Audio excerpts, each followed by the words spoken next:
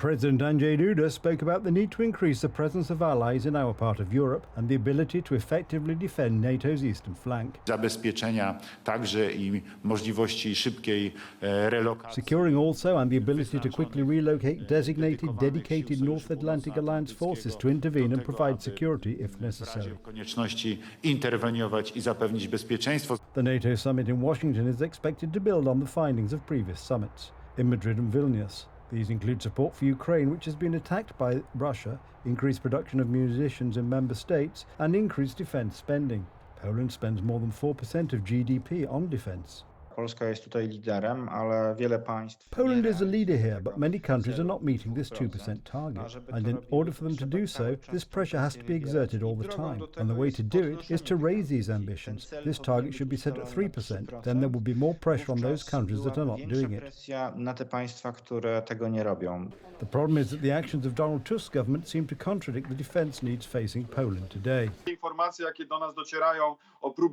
The information that is reaching us about Donald Tusk's government's attempts to cut finances can indeed be very disturbing, because in times of war we should be spending as much as possible on our security and strengthening our alliances as much as possible.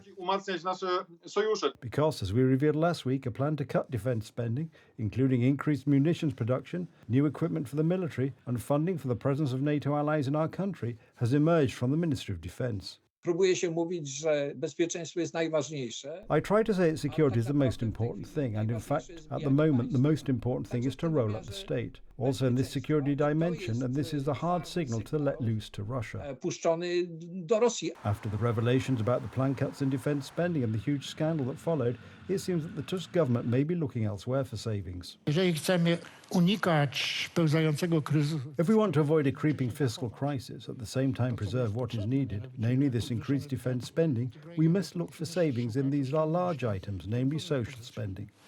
Czyli w wydatkach socjalnych. During German Chancellor Olaf Scholz's recent visit to Warsaw, Prime Minister Tusk talked a lot about Berlin taking over responsibility for the security of NATO's eastern flank, including Poland. What we have here is a Polish-German bipartisanship. On the one hand, Germany announces that it will take over responsibility for the Baltic zone, for the Eastern European zone.